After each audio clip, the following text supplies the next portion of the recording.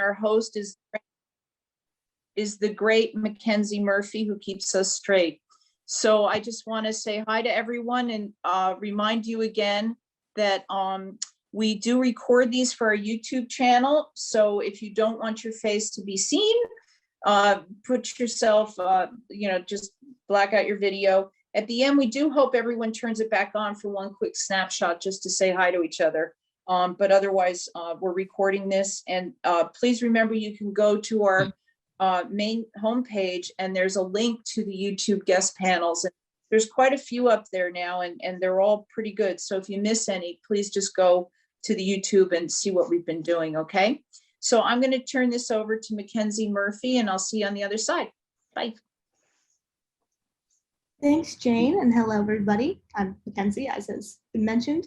So first, I'd like to start with our land acknowledgement. We wish to pay respect to the many Indigenous people of New York whose ancestors have been here since time out of mind. We pay respect to their ancestors past, present, and future, starting with the Lenape people, including but not limited to the Merrick, Canarsie, Rockaway, Manitowoc, Munsee, Lenape, and Six Nations, and acknowledge that city and nation were founded upon the exclusions and erasures of many Indigenous peoples and cultures and stories. In addition, the foundation of the city and many of its original buildings were built and funded on the sale of enslaved people of African descent. And I think we have a few more people in, so just making sure that they are added. Okay, now I have the pleasure of introducing our guests today, who are part of Equity by Design for Entertainment Graphics, and we're not only excited to have them, but thankful. So thank you guys for taking the time and joining us. Our moderator today is Karen Hudson, who has worked on Younger, Instinct, and 40-Year-Old Version.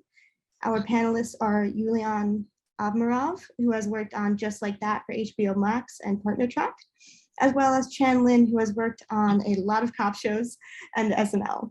They will discuss what their computer artists and designers do.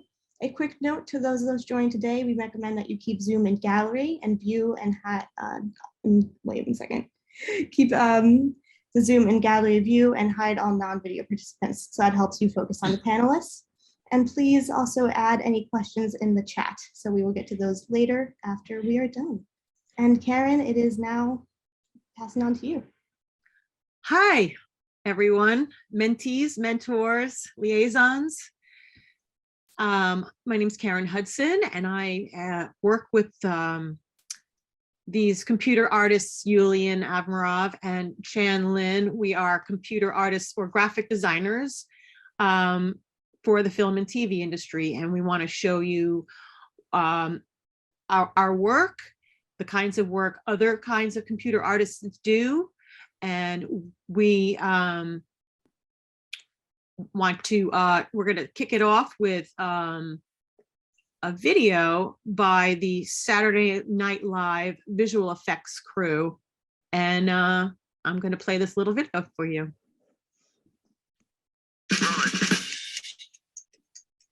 A visual effect is kind of like a special effect, except it happens on the computer. On this show, the term visual effects is a pretty broad one. It could be everything from green screen compositing, 3D animation, 2D animation, but title popping on the screen. One of the challenges with our timetable is that we have to create all these effects in a 10-hour span, but still make it look good enough for television. It's different from other production environments in which you might have weeks or months to create something. Here we have hours, sometimes even minutes. We have to kind of pace ourselves out. And even while the show's airing, we're still making changes to pieces that'll air later in the show. We're working until the very last piece airs. We add people's heads getting cut off. We add and remove things that otherwise wouldn't be able to happen on set. Our week kind of starts on Wednesday when we get the scripts. We go through and kind of collaborate through a shared document, and we all take a look at the script, figure out which graphics they're going to be. While the shoot's going on Fridays, we're working with our designers, Marissa and Lee. We're in charge of the looks for anything that falls into the graphic category for the film shoots. In terms of VFX, we do the titling. I designed this shot where it's like 4 popsicle sticks that look like rocket ships, so there's smoke coming off the bottom of them. The VFX guys take that and make it look like the popsicles are flying off. Definitely one of my favorites. It's always going to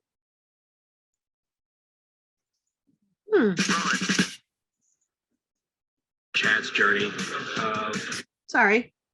because we get to communicate in a way that otherwise we wouldn't be able to. We're on the set of Dad's Journey. The entire set's going to become heaven. There was a Kellyanne Conway spoof in which she was depicted as it. We actually were able to be there with the rain machines and everything and helping frame the shots so that they would work well for our post-production process. When we get in on Saturday mornings, we usually arrive around 10 o'clock in the morning, and we'll usually walk into a rough cut. Typically, from the moment we get in until dress rehearsal, we have about 12 hours to start working on everything, and the cut is still in progress while we're doing it. 4 o'clock is when we get roughly a lot edit. Really, that's when we know for sure this shot's going to be it. This is going to be in the actual thing for sure. So we definitely have to put on our thinking caps and think creatively about how we're going to get it done. We also have to be really flexible and ready to change things on the fly, because sometimes a writer or a director will see something and want to push the effect further. You know, one of the things that is really exciting and fun about working here is that the requests are so diverse. There's a lot of different ways that you can interpret a visual effects or graphics request. And since we're sort of emulating so many different styles and we're sort of aping the look of advertisements, films, and things like that, we have to be able to sort of adapt to the look and feel of these things that come from all these different sources. I always like working with the performance of the cast, because to me that's sort of the meat of the show. It's a lot of fun when the cast members themselves kind of get into it and really embrace the portion of that is the performance that we can then marry with the effects. In The Chosen One, we made Keenan into a centaur, and he was able to kind of move his body in a way that felt like a horse walking, even though he was just on a green screen. And once we took that torso and kind of married it to our prop horse, it really helped to sell the effect. You know those challenges on reality shows where they have to like bake a cake, they do the countdown, it's like, okay, everyone, there's 5 seconds left. Like that's what it feels like every week, and that's actually a lot of fun. Yeah, it's definitely continuing to grow, whatever we can do to try to get it done faster. We're working on stuff that just hours later we're going to see air live on television. And it's really, really exciting to see that instant like gratification.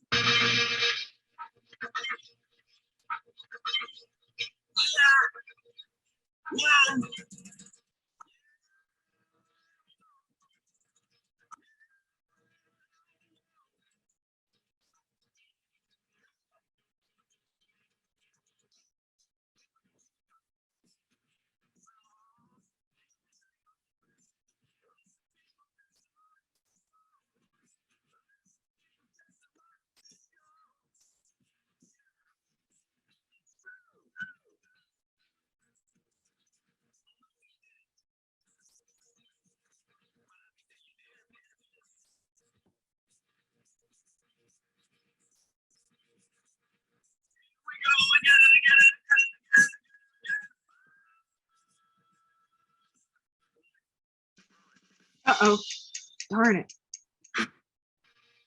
Sorry.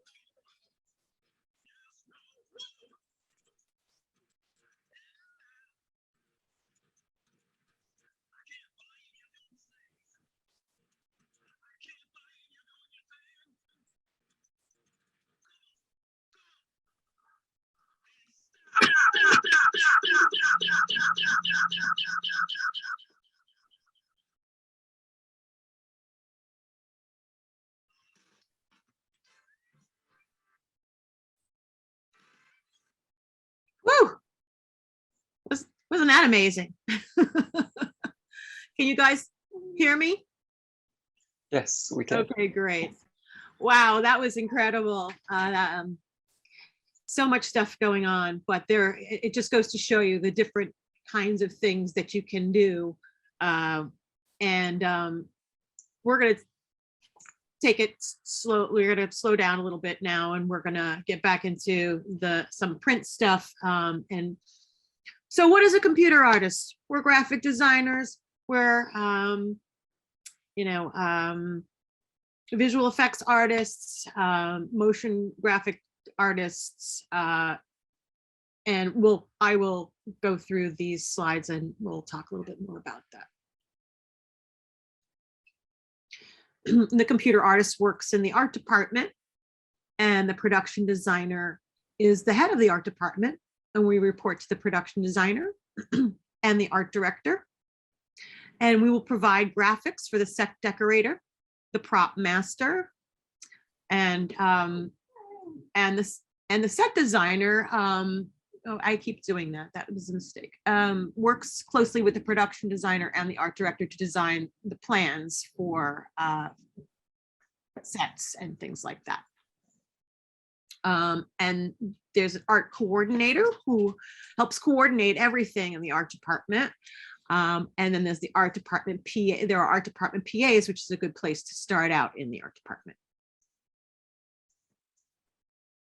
Oh, and here we go. These are all the different kinds of graphics that we provide for set decoration, like those flyers in the background, a location graphic in the upper middle. It could be a plaque, it could be a sign, it could be a cornerstone, props. That could be anything that an actor holds, like a book or a cup or something specially made for the scene or a film, like something magical. And then this post-production, which is a lot of that stuff you saw, or you will see. It's the same kind of thing as graphics and title graphics, costumes and playback. We'll get more into playback later.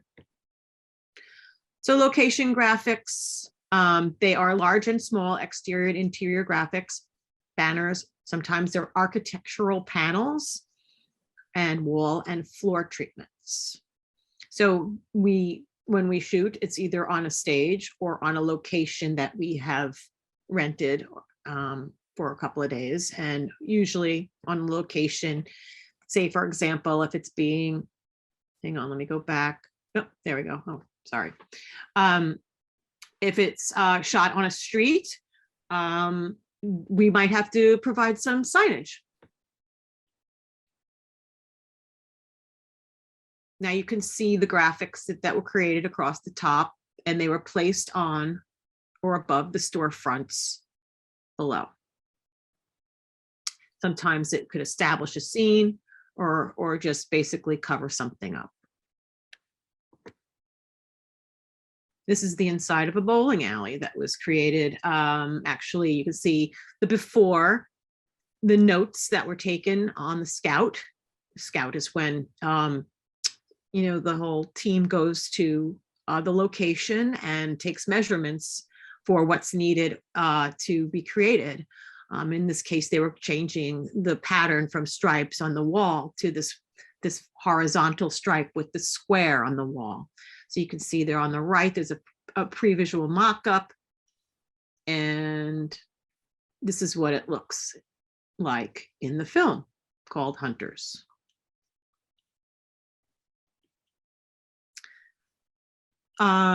These signs I created, actually, and if you see, look on the lower left, that's reference that we use to, make sure that we got the right sort of weather-worn look.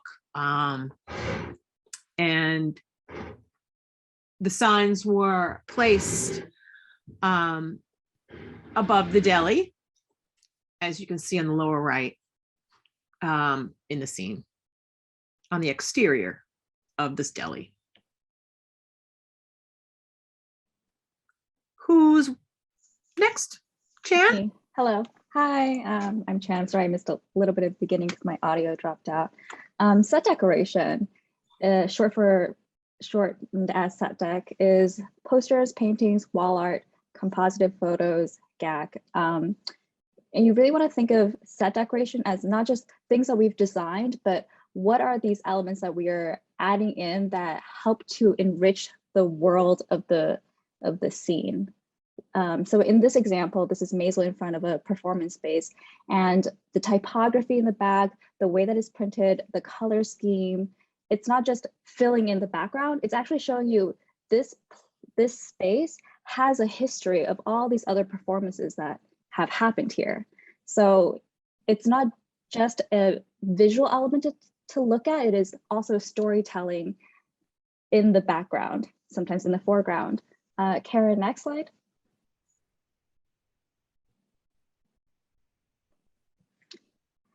In this example, this storefront is a butcher shop.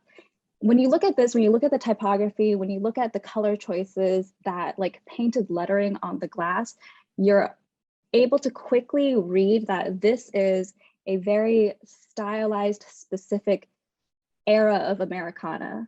In addition to the way that she's dressed, you're seeing the prices of the things, you're seeing like how the techniques that people are using to like hand draw.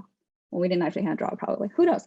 Hand draw the prices and the lettering on there. You're like, you know, like, this is not Fairway, this is not Trader Joe's, this is 1960s New York. Next. In addition to that, a lot of the times we end up making posters, and the posters may be in a character's bedroom. The posters may be on an advertisement on the wall, on the street, passing by. And every choice, every piece of imagery that you see on the screen is deliberate. Nothing is there by accident. Nothing is there just because it happens to be there and we're going to shoot it. No, every piece of art that is on the wall is there intentionally. So, like, for example, this Magic 4 Grant Theater, that is a like 1971 poster. It's probably in a space, and you're going to understand, oh, this is the type of music, this is the type of band that played at this space. Or if it's in someone's bedroom, oh, this is the type of band or type of music that they listen to, and it tells you a little bit more about the character. So graphic design is not just, you know, something visual to look at. It's really world building and storytelling in these like extra little like layers and levels in the foreground and the background. Next, Karen. And these are like the little things that you get into in the graphic design. Nothing is like as specific as like very, very stylized period paperwork. There's no other job in the world in which you are one day designing a cereal box, and the next day you're doing like a 1950s like certificate of stock. And there's lots of decisions that are being made in these examples here. Like, you're also seeing the sort of aging that is being put onto the paper. And in real life, when you get into the office, you're like, what is the paper that I need to get? What is the sort of paper that they would have had at this time period that they would have printed this on? And you're designing it, but you're also putting yourself in the mind of the person who would have designed it at that time. Like, you're not a designer in like 2022. Well, you are, but you are putting yourself in the mind of the person who had to make the thing in the time of the story. And that's what makes the job really interesting, because it's all these little thought experiments. Oh, and also GAC, global area coverage. This little funny short phrasing of little things in this show. Next, this is a series of campaign posters that I made for a show. It's another example of what can you achieve by having like imagery that comes onto the screen maybe even before you see a character, the camera comes by and you're seeing like a hustle and bustle, and you see like that main poster of this man, you know, who vote for Martinez, and you know immediately, oh, I'm in a campaign, there's people bustling around, I'm in a campaign office, that man is in some kind of position of power, like amongst these people, this is what he wants as his character, like motive, like, and you understand, okay, these are people, the way that they're dressed, they're all working for him. All of these things help to tell the story, in addition to the fact that this is like a 2020 election cycle, and so you're able to know like, oh, even if it didn't say 2020, I think I would look at this and say, this is a time in which AOC has been in office and people are caring a little bit about what their studio portraits look like when they Photoshop that onto the posters. Because I think there was a time before that where the photos looked bad, and then after her, the photos looked better. And so all these callbacks to what's happening in culture, what's happening in society, give you a little bit more of a taste of, oh, what is like the cultural and political like environment that this show is happening in. Next. And occasionally, in addition to that, we're also working with trying to build a history for the characters. So there was an actor, and he's a police officer, and we wanted to show that he cares a lot about his career and also has had this like history of career advancement. So we wanted to show a photo of him at an event with his peers, and something hanging that's a little bit old and aged, like in the living room. So we have photos of sort of stock imagery, and then photos that we've taken of the actor, and then you just and you Photoshop them together, and you've created a little bit of history in the space. So he might have this, or you know, the production designer who would have said, oh, I want a photo of this person, you know, in this time period in the living room. And so as actors are just talking in the living room there, you'll see it in the background, you're like, oh, this is his career. Even if he may not necessarily be dressed like that in that scene, you're just giving as much information as possible that is relevant to the story that we're telling. And next. And sometimes you get to do funny, silly stuff. This one is message from Jeff Bezos. Sometimes it's just funny, silly things. I had to find a picture of a horse. I had to find a shirtless Putin and put it together. And, you know, it's really bizarre, hilarious things that we do as graphic designers sometimes. Next. These are more examples of posters that you may see. And Youlian made this for Girls 5 Ever. Yes. And Youlian, do you want to give a quick sentence or two about this one? Yeah, sure. These were just a bunch of posters that were for different events in the series Girls 5 Ever. Some of these posters were done in the amount of maybe 10-15 minutes. There are days in the office, that in the art department, that everything moves so quickly, and you have to be on your toes to get things done, to manage the look and feel, to help the storytelling.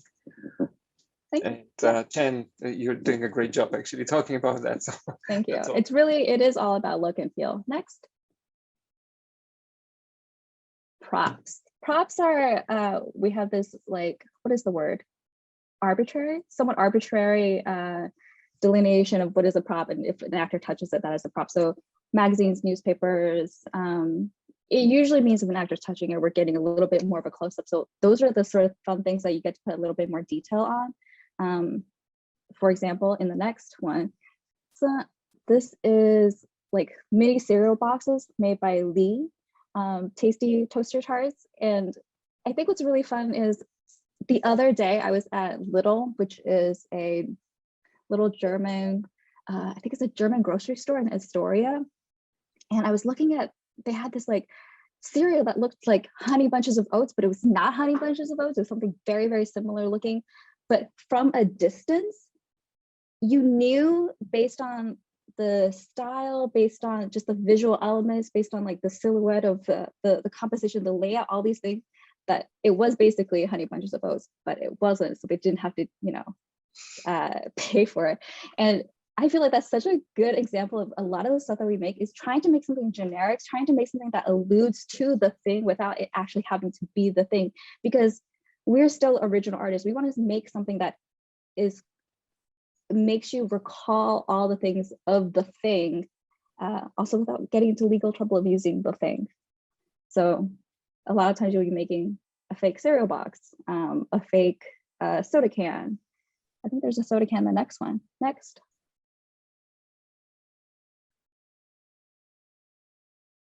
Oh, I think you skipped one. Yeah, there, okay. So I remember when Lee was working on like the Blitz cola, there's like, had a whole series of like different cola products. There's like a satire board game, life board game that they also, I think that was on SNL. You also make fake money. And sometimes it's just a really funny thing to go into try to use a scanner to Photoshop a person into the money. There's also like newspapers that you're trying to fill out. And then there's often also the like fun, silly, added inside jokes that you get to do in little newspapers, little details in your little packaging. Oh, and then something that we haven't quite touched on is a vehicle, despite it being very large, is considered a prop. So the coverage, the vinyl covering, the wrapping on a vehicle is actually also within our domain. So you're working with something as small as like a hospital ID and as big as like an ice cream truck. And the design of the outside of the ice cream truck is something that you get to design one day and say, oh, I want the ice cream truck to look like this because we are in, 1990s Florida, so it needs to look this way. For candies, it is also, yeah, these are all SNL things. Yeah, next. That Tide, I feel like I immediately look at the Tide one, and I know that is us trying to make a older version of Tide. Like we know what Tide looks like now, but based on what the typography looks like to me, I can kind of sense that is from a period show, even though I don't know for sure, since these are various pieces by Maggie. Oh, and then there's also a dog food box. Really, there's such a wide variety of things. Anything could happen. You come into the office, you read a script, anything could happen. And next, yeah, this is another example of some like fake products, like small treatments, and this one's made by Karen. And those are items that are put at like the front of the space, so you can sort of understand like, oh, these are the products that would be in this type of location. Karen, this is your slide. Would you like to say a sentence or two? Yeah, sure. Originally, so this Ebonaceous hair relaxer was something that the director writer really wanted to have. And it was supposed to be, I think eventually it was supposed to be a prop. Someone was supposed to hold it and look at it or whatever in this beauty supply store.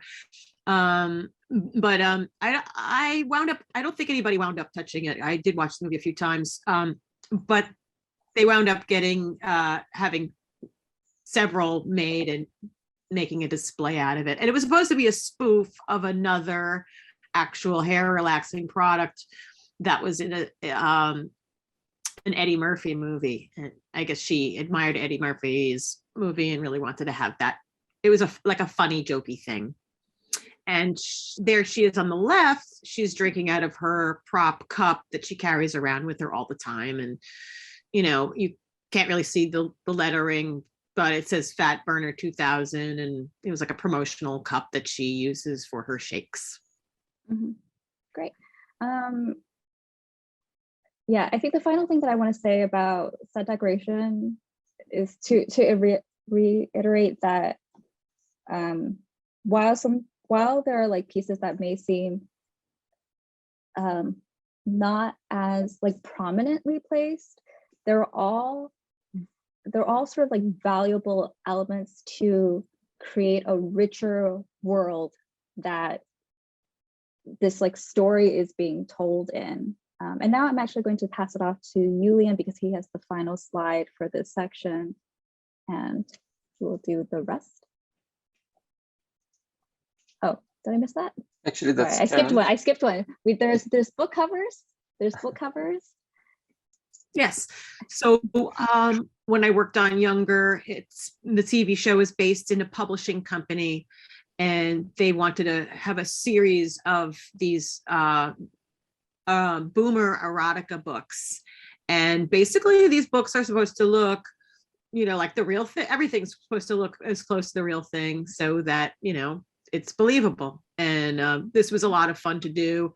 The titles of the book were really fun to work with. And so was the writer who wrote the titles and copy coordinator who did that. And so anyways, yeah. So, and books happen to have been a specialty of mine. So I really jumped in with this.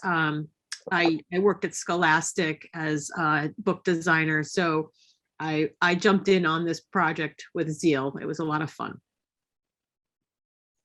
Great, thank you. Yeah, and the next slide is Youlian. Oh, am I on a different? And Youlian had one more slide. Karen, you probably skipped one, but I can start from costumes. Okay. That's fine. So hello everyone, I'm Youlian. Sorry. Before we jump into that. I'm sorry. Yeah. That's what I skipped. I'm sorry. Yeah, that's fine. It's just another slide of a bunch of props that I think we talked about props enough, so we can jump on the next slide. Just so costumes. Let's talk about costumes. Costumes could be hats, t-shirts, uniforms, embroidered logos, and patches. As Chan and Karen have talked about earlier about what the purpose of all of these elements that we create is.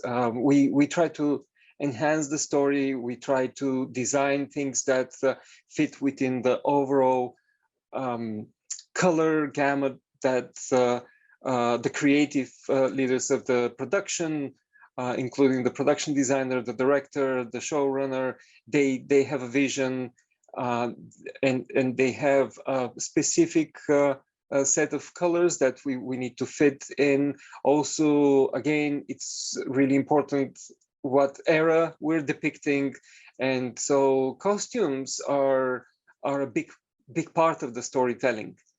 So Karen, next.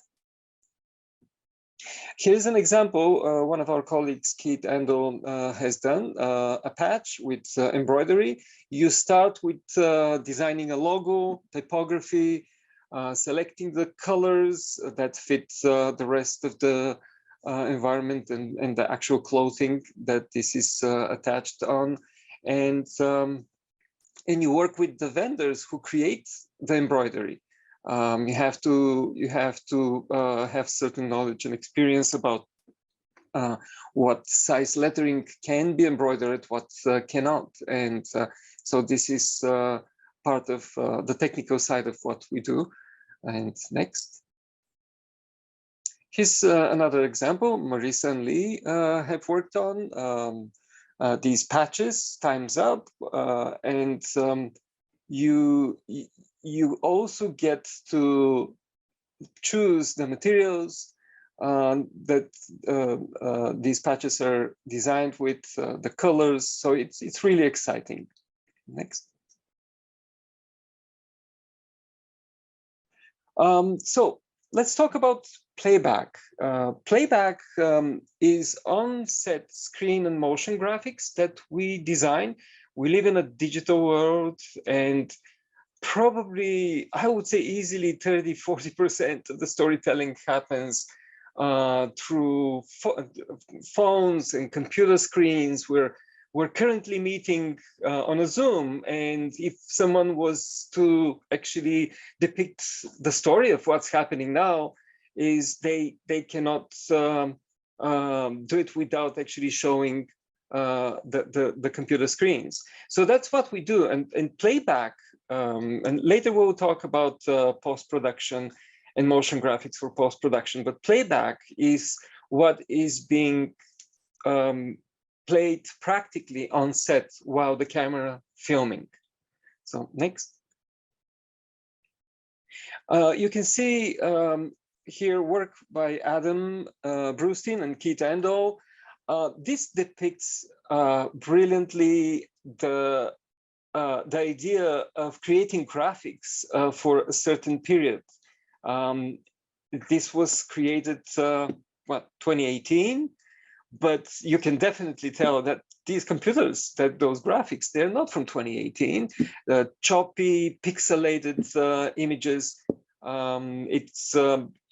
It may look ugly in some way by today's standards, but it's a perfect example of very convincingly telling a story and showing the actual time frame when this is happening. Next. And you can see actually the graphics here, how pixelated and low res and choppy. There are no 60 frames or even 30 frames. They're probably 12 frames per second. And these are little things that you have to learn as you start creating these things in order to make things believable. And next. Here's some examples. Again, how do you tell a story, especially in today's time, without having to show text messaging or someone calling, an actor calling on camera somebody else? That's so a ton of graphics are being created for phones, for computer screens, and these are examples I did for Girls 5 Eva. Searching videos and so on, taking actually videos on your phone as well. Karen, next. So his post-production is similar to the motion graphics that we create for playback. But the difference here is that this is not being filmed practically.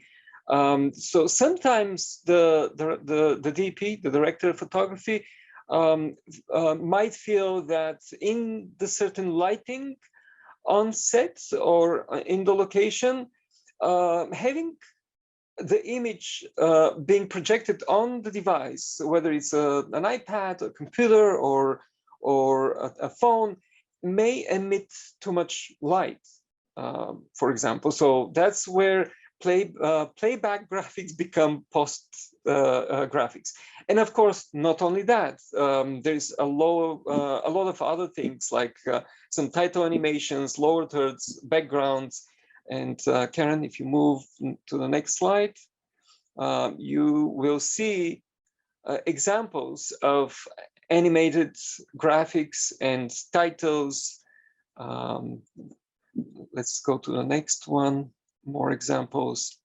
Oh, actually, I thought we had more examples, but so that basically that's one thing to remember about post production is that we create a lot of things for the productions that we work on to be inserted after the actual practical filming has been completed. So now let's talk about illustration. Next. Illustration could be it could be props, sometimes hero props, like you see here on the screen, or it could be set decorations, or it could be some post-production assets. We get to pretend that we're artists, and we do the art that's being displayed, and the actor maybe will finish the actual, will be touching the actual illustration or piece of art, pretending that they are the artist, or it might be something else. Karen, if you move to the next slide, you guys will see different examples of, it could be fine art, it could be some rough sketch, it could be character development, or in the lower right corner, you can see somebody just drew something ugly there, and it's nothing to do with a beautiful fine art. It's just part of the storytelling, and who does that? We do it, and we have a lot of fun actually doing it. And next, another example of some animated titles and some character development. And that was Lee's work, Middle-Aged Mutant Ninja Turtles in 2019. And next. So usually, some of us specialize in storyboarding. Storyboards are kind of a very specific part of the computer artist work. We don't always get to do storyboards. Sometimes we may get to do storyboards, but there are people who specialize in storyboards. In this case, I think this is Lee again. It's a good example of what happens, how the storyboard is becoming a reality. So it's first it's the vision and the camera angle, and you start imagining the sequence, and then the sequence is being created, as the example below. And next. So speaking about storyboarding, another part actually, storyboarding happens before something is filmed, before something is conceptualized.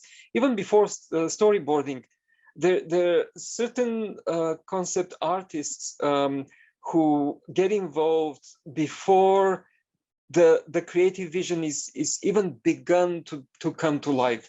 And this is Vicky Puis. You will have the pleasure of seeing Vicky Puis' amazing selection of work that she's done. Basically, she's one of the pre-visual concept artists who help directors and production designers and the writers just imagine how it's going to look. And this is so important. If Karen, if you go to the next one, you will see some of the some other works. I don't remember which the upper left piece was. I've listened to Vicky talk about give a presentation on these pieces. I don't remember which piece is from what movie, but this is just it's a very involved work, collaborative work. A lot of some concept artists are using 3D. Vicky specifically does it all hand-drawn and painting and rendering on the computer with brush. So, and next. So this is bringing us to the end of our presentation, when we can start actually asking questions. Before that, I will spend a little time talking about answering some questions that we know people ask very often. And Karen, if you, yes, thank you. So one of the questions that often people ask, do I need a degree, a college degree, to get into and do what you guys do? No, the short answer is no, but it does help. And we have to, we use a lot of not only software, we apply visual design principle, we need to know some of the main processes of graphics production. We need to know typography, and when I say typography, not only just simply being able to open fonts and distinguish them from serif fonts to sans serif fonts and so on, but also typography in time periods. We need to have deep understanding of the use of color and color theory, and also, which is I wouldn't say is super important. For me, it was never the most important thing to begin with, knowing the software, the graphic design software that we use. But I have to say that the more familiar you become with the software, the quicker and more efficient you become, and more valuable you become for the people for the team that you work with, because our job is very dynamic. Like I said earlier, it's sometimes we need to produce pieces in a matter of 15-20 minutes. Actors are waiting on set, literally. In the past 2-3 months, a couple of times, I had to do things that everybody is waiting for you, and the pressure is tremendous, and you have to just crank out for 10-15 minutes vodka label or something that then amazingly you see as a hero prop on the screen, and it's very rewarding, but it's also very stressful. So I have to stress this out. You need to know the graphic software. It's not the last thing, because design and creative precede the technical side of it. So how do you break into the film industry? I would suggest start building your portfolio, reach out to production designers and art directors and computer artists like us, ask questions, and if you have a good amount of pieces in your portfolio, politely request a portfolio review. That would be I don't think anyone would refuse that. You can start as a production assistant, or as we call PA, or a graphics assistant, graphics PA. This is a low paid job for a couple of productions, maybe half a year. You may be working as a lower pay, but you will be introduced to the entire art department's workings and dynamics, and it's a tremendous experience. I know many PAs who have entered the union and have become graphic artists, and so I highly recommend that. You can look for resources such as ArtCube, film-related Facebook groups, job postings, and so on.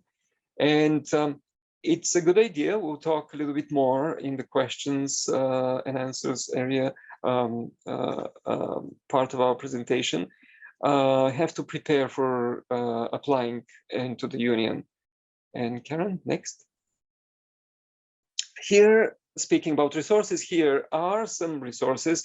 Freeware. Who doesn't like free software?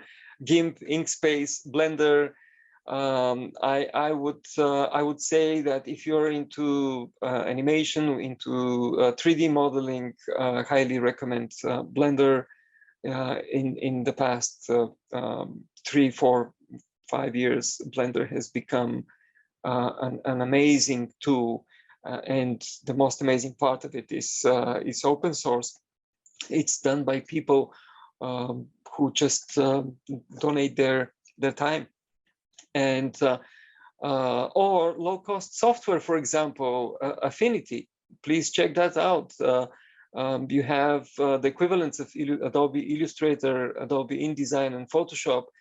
All three, each one of them would cost $50 to buy, or at least that's I bought Affinity's software about maybe a year ago. It was, each piece was $50.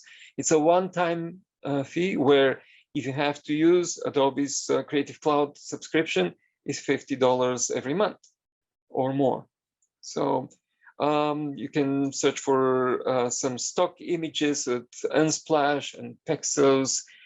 Highly recommend tutorials. Just take advantage of the YouTube Academy. Just that's how I call YouTube. Basically, anything you don't know, you can learn on YouTube. So just find your way of searching and research some typography and so on. I would also recommend. I mentioned earlier the exam in the union in our computer artist group. Go to the USA829.org and search for their packages, application forms. It's a lengthy process. You may have to fill out a lot of forms. You have to prepare some exam exercises, and so it's going to take you some time to prepare. So speaking about that, here's the information for this year's exam, which the pre-screening portfolios are due March 11th, next month. And you can follow the link below to get the information and some of the files that you need to fill out. And so that's back to you, Karen, eventually, or Mackenzie. Okay, Karen, do you have any other comments that you'd like to make before we dive into questions? No? Okay. So I have a few, and if anyone else has any others, we'll be sure to get to those. But first off, thank you guys, because graphics covers not only so much from the story perspective, but so many departments. So it's really great to see how that all turns out. So our first question is from Tafara, who asked, how do you know where to print designs onto diverse spaces, like the truck design or the bowling alley? So how do you learn about, you know, attacking various printers, maybe like a plotter, or maybe like a print house? Do you guys have any thoughts or comments on that?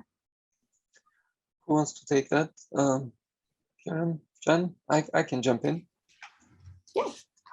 So in our industry, there are some vendors that produce props and set decoration graphics, oversized graphics. And because everything is so dynamic, so happening very quickly, you have to work with a company that you can rely on, that they can deliver the right colors, they can deliver the right size. Everything that's produced needs to fit on the wall exactly, sometimes in the frame of some specific space. So we do very often, when it's an odd piece that we need to produce, we might call the vendors that we work with. There are several vendors in the New York, New Jersey area. We've worked with vendors also in the Pennsylvania, in Philly also, and we would pick up the phone and call and say, hey, the team asks us to do this thing that needs to look like an artist painting, but the camera will be shooting in this light, and we don't want to be like too glossy, for example. And you know, what's the best canvas material that's not so canvassy, doesn't have that that sheen? So we have to rely on professionals to give us some tips on that. I hope that Great. answers the question. I think so. Chan, do you have any other comments that you'd like to add in, or that's kind of covers it? Yeah, that kind of covers it. So Chan, you mentioned earlier that certain typefaces and elements can really help transport you to a different time and really showcase that kind of world that you're trying to get to.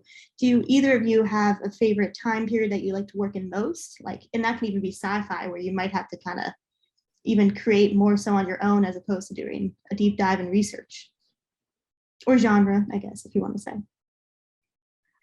Don't have a favorite genre because every new genre is an opportunity to do the research. And I think the research is actually more interesting. Like finding research, finding references, whether in like the world or in film history itself, is, I think, like much of the joy in the design process. So while actually I think I do prefer the more modern stuff. Yeah, I think I'll go there. Yeah, I do prefer the more Okay. modern and like future looking stuff, like looking into the future. What does design look like?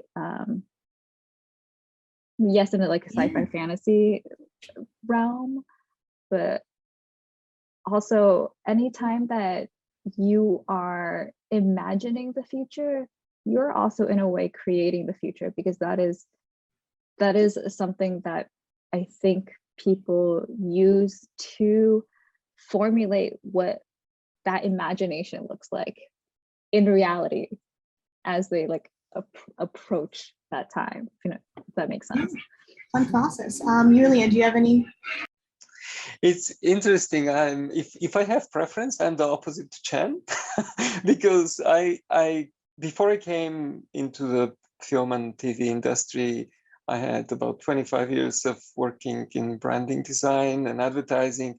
So I was usually prone to develop things that are very futuristic and very, make things like a piece of software look more modern, a product of the future, or at least design branding that built today will last for the next 10, 15 years. Now I'm actually more excited about the idea of researching back in time, and making things look aged, not only in texture but also in design. Sometimes it's funny how typography is very interesting. It kind of, we get used to certain spacing between the letters in the signs that we see, and that's from period to period, the spacing in the letters changes. I remember the time when the Apple ads had this very, very narrow spacing, very tight spacing, letter spacing, and now when I look at these ads, it's like, oh, this is so old. And before, I'm that old actually, that I remember the time I was admiring that. Oh, this is so cool.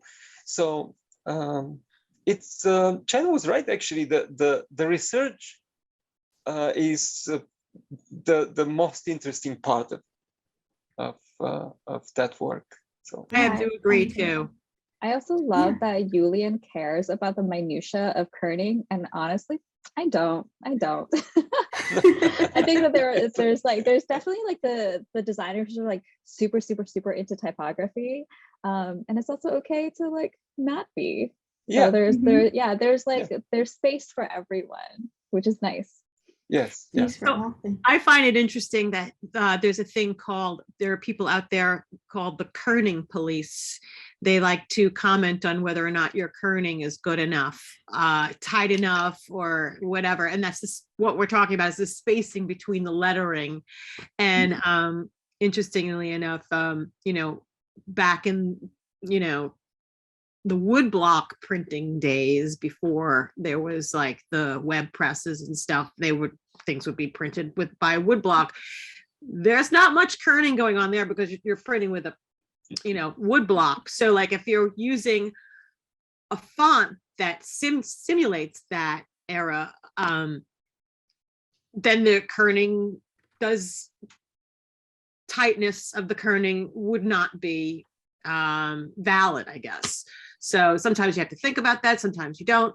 And what I find is I would like to get into much more period work as well, because I'm a collector of old things, and I'm really intrigued by, you know, how things have changed over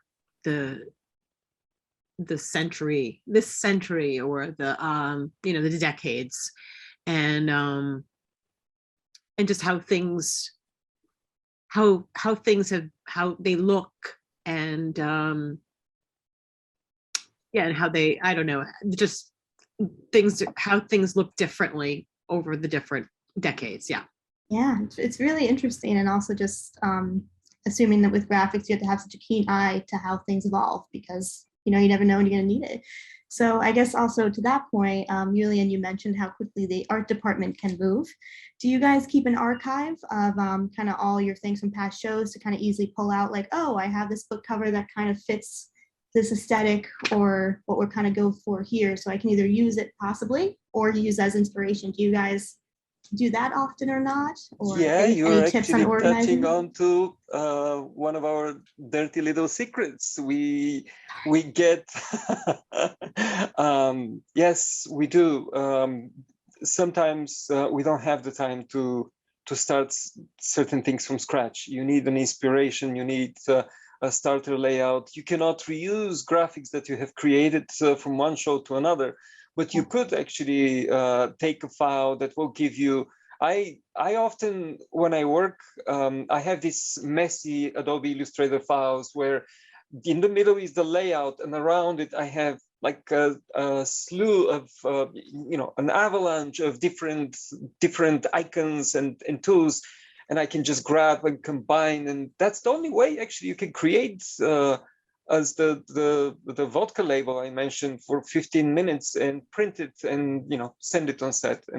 And so the more we go through different shows, we gather this, and it's a good idea once you start working to actually take time to stop and gather and organize these, because when you're so stressed out and you have to move very quickly, what's more important than having them is to be able to actually access them when you need them, and just grab the, you know, whatever topic, or just have a good system of pulling that work.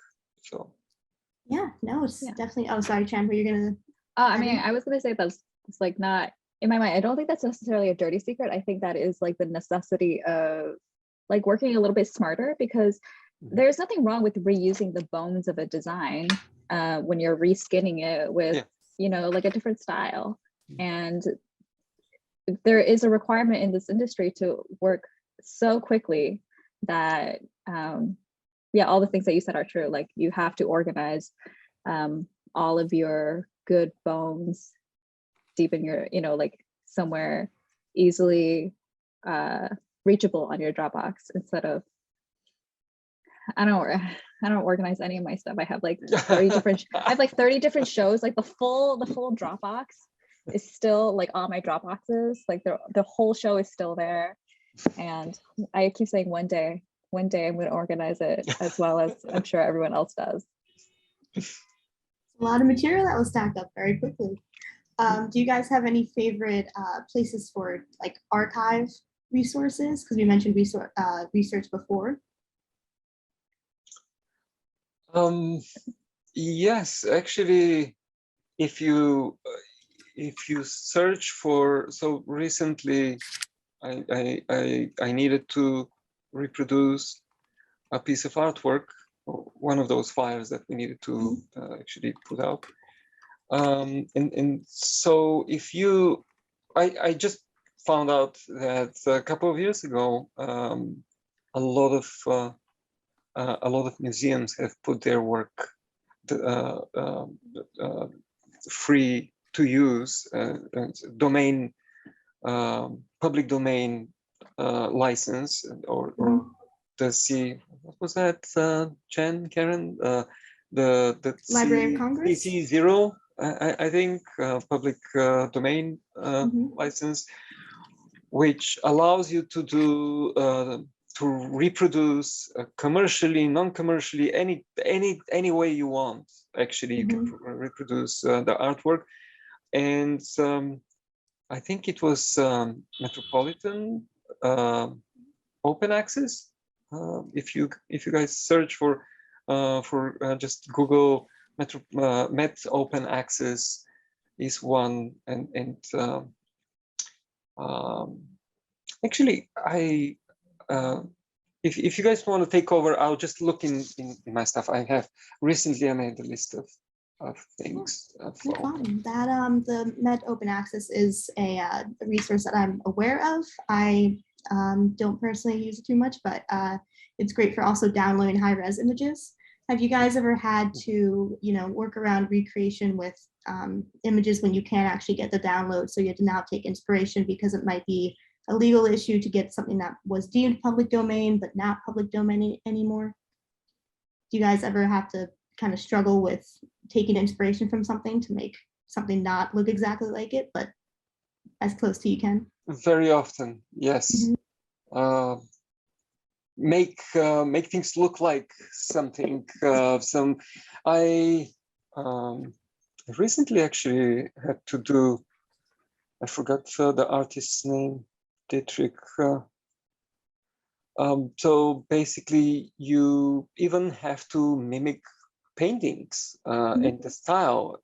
Sometimes it's abstract paintings, sometimes it's I mean, don't get the impression that we're magicians and we can do everything, but basically we have to be very creative in the way we use resources from iStock or from photography, and then turn this into something else, that applying filters and having a set of brushes that then you just put some masks here and there, so the clearance people don't come after us, and that's a very important quality. Yeah, tricky battle as always. And do you guys have anything that you would recommend is the best software for starting out? I know you mentioned some other great stuff, but just as easiest beginners that can kind of tackle. Do you think Illustrator is the best, or Photoshop even before then? I don't think anything is the best. I think just the tool that you have, use that and go with the cheaper stuff, because I think the more we move into this monopoly of Adobe being the the industry standard, that begins to become a barrier of entry for newer beginner designers. And so if we can try to push for a larger variety of the tools that we're using, or allowing all these different different and lesser known software to be more accepted, then I think we'll have a more diverse pool of designers to work from, because not everyone can afford this monthly cost of Adobe. And I think that there's a lot of overlooked software. I think that Figma is really great, and Figma is free, and that's actually collaborative. And oh wow, and somehow Adobe isn't. Figma is it can be web based, and so you're literally just using Chrome. You go into the website and then you start making a few edits in your design. Then maybe you're at a friend's apartment, you can use their computer, you can still use the software, you don't have to download anything. And you can also, it's as collaborative as Google Docs is. So that I think that there's a lot more and like better features out in the world outside of what we use, because we're trying to like homogenize our processes, and I think in creating a standard, it limits what we can design and how we design. Mm-hmm. Yeah. Mm-hmm. Yeah, and trying to always not limit. And And also thank you, Youlian, he put in the public domain works. Which This is actually many of the sites I had used in the past are mentioned here and more actually on that link. If you go to moma.co.uk, public domain images, and you can. Library of Congress is one of the resources. Heritage Library, the Met Open Access, as I mentioned, Raw Pixel. I don't know if Karen, Chen, if you have used Raw Pixel, that's also amazing. Museo.app, Calisphere, the British Library, the British Museum, Yale Peabody. It's an amazing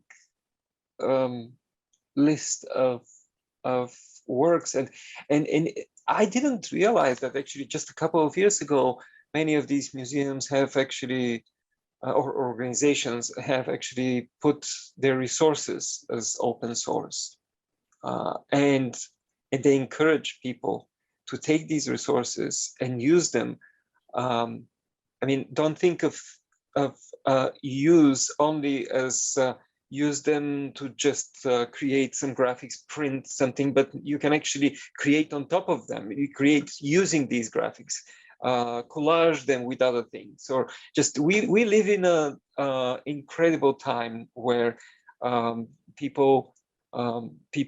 artists very quickly take somebody else's creation and they respond with their own creation, and that's what makes it so interesting.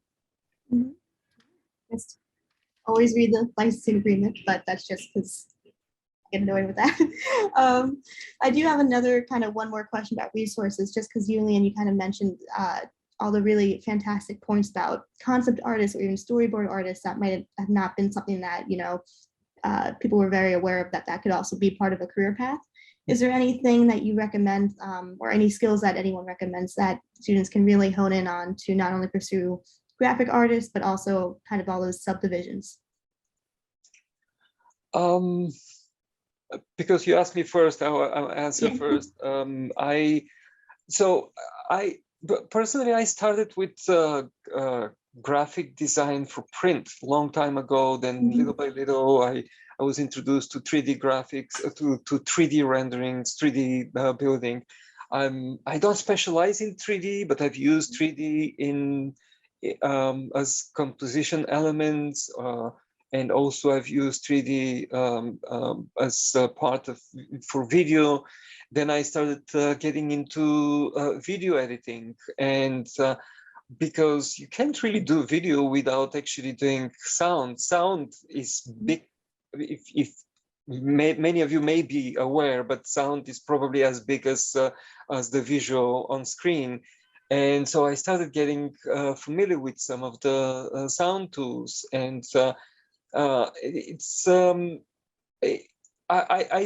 I think it's important to find things that excite you, because we work a little bit like what's the expression, jacks of all arts and masters of none, but we pretend to be masters of all of them.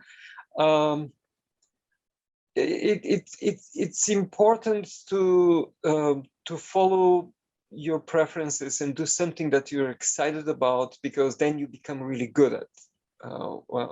And so if you get to do some motion graphics or video editing or some sound, another thing which to add to my long-winded answer is screen work I mentioned, just because it happened. Part of the presentation I was talking was for screen.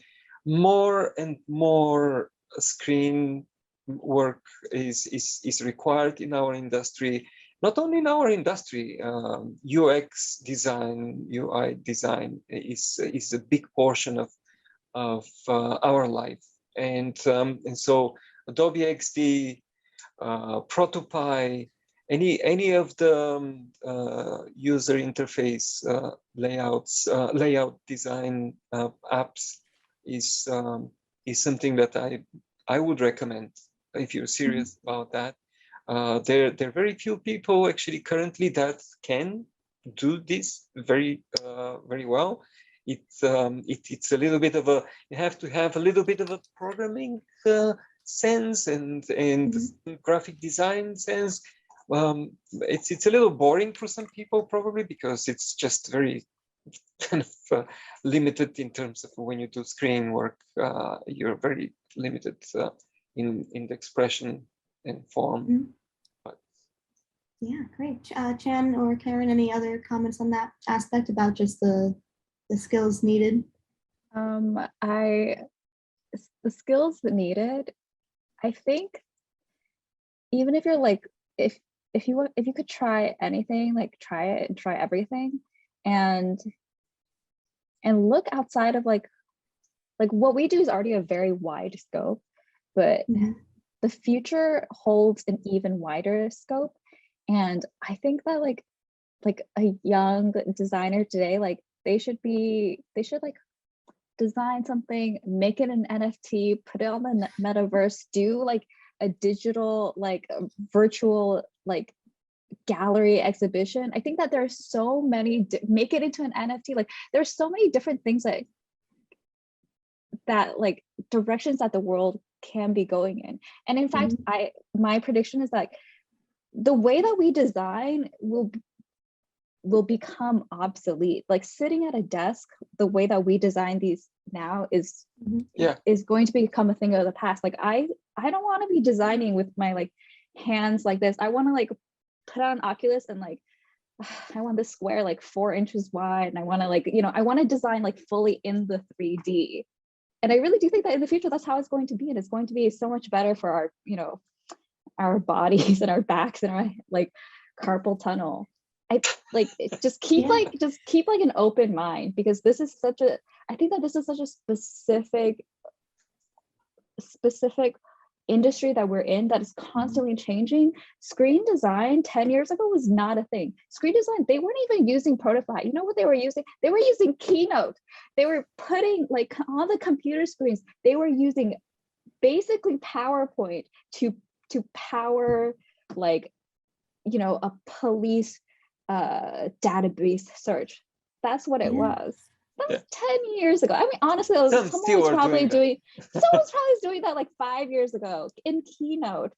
My goodness. So imagine like, you know, by the time that a person, if they're watching this, they're in middle school, by the time they graduate college, like the way that we design is going to be so different that I think that the best advice I can give is to like try to branch out and learn as much as possible. No, that's great. I mean, we've come a long way and have a long way to go. I do have one more question that came in from someone, and they're just asking what an approximate, you know, ballpark of like a salary might look like, just to kind of see what they might be getting into or might be prepared for. And that doesn't necessarily have to be any sort of base number, but we can also just do that kind of separately, or we can have that included in the PDF that we sent out. So that's just a note that we can also include later on. That's public information. We are union members. Our hourly rate for like the major 1 hour long blah blah blah is like 84, 85 an hour.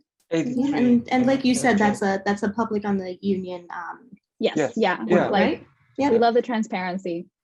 Yeah, so that's just it's a good pay. It's a good pay if you guys are considering coming into our industry and becoming a computer artist. Within the union, you don't only get paid the hourly rate.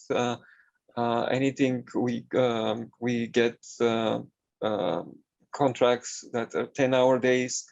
It's a little harder to stay a 10-hour long day, but a lot of work needs to be done, and sometimes it's good.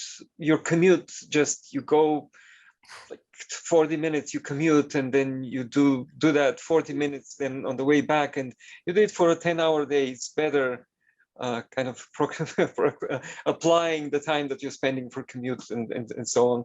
And the 2 additional hours are a time and a half. They're overtime.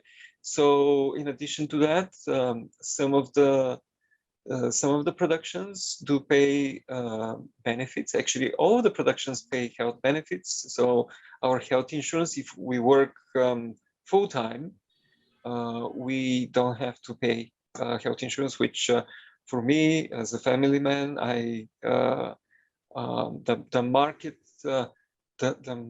health insurance, the health market, or what was I forgot what the marketplace health insurance would cost $1,500 a month, $2,000 a month for the family, and now I don't pay anything. So that's a considerable benefit. So there's pension, there are other benefits. It's hard work, but invigorating, and it pays well. No, that's. I'd thank like you to guys say so that much. it varies too. I'm sorry, go ahead. Oh, no. I'm so Yeah. sorry. No, Karen, go ahead. It varies, actually. We're not all getting $81 an hour. There are other shows that you could be working on, or a film, a tier film would, tier as in tier 0, tier 1, tier 2. Tier, I think, meaning the contract type that you have in terms of what you get paid. And I've worked on some indie films or in feature films, in fact, that I might receive $28 to $33 an hour. So it does vary. It's not like we're all making that money, but it also depends on the kind of project you want to work on too. If you want to work on a film or an indie film, or if you want to work on an episodic show. No, well, Speaking thank of you guys so much for. If I can add one advice I would make, don't be afraid to jump and do work for free. I'm serious. Really, the projects I've gotten involved over the years may not be necessarily in the film and TV industry, but the projects I've done for free have been some of the most satisfying projects, and they've introduced me to other people like-minded, and it's incredible. That's what pays off in a different way, not only as satisfaction, but also as a career building opportunities. No, I appreciate it. And so sorry, Jen. No, did you have something else you want to add on the tail end of that? On the tail end of that, I do want to add that while those opportunities that do not pay may help you build a portfolio, depending on where you are at the stage of your life or of your career, unpaid work is a class issue, because it means that the people who can afford to take that unpaid work will move forward. So I don't know. I think it's hard ethically to agree with encouraging folks to take unpaid jobs, unless it is something that you're really doing for the love of the project, and you're maybe doing it in a way that feels that you have a equal stake as your collaborators. But I would say that a lot of the people who are at this similar level in their career as myself, and most have not needed to take unpaid work, because our culture is shifting away from the idea that one must pay their due in that way to get their foot in the door. Yeah, it's definitely a very big, or almost bigger conversation I think we can have. Unfortunately, we kind of are out of time, but we can save that for the next time. I do really appreciate all of your guys' input and thoughts. And Karen, do you have any other wrapping points before Jane chimes in? No, I just want to thank everybody for being here, and Chan and Youlian for sharing your time and talent. My pleasure. Thanks for having Yeah. me. Hey, everyone, this very informative, and also you guys are so smart. It was actually amazing to hear you sum up what is probably the busiest job in an art department, and do it with such grace. So we thank you very much. And I hope everyone had a nice time. And for those of you that couldn't make it, I know you'll see this on YouTube. And nice to see everyone. And I guess we'll call it a day. And then our next panel we'll send out a notice for. which will be next month.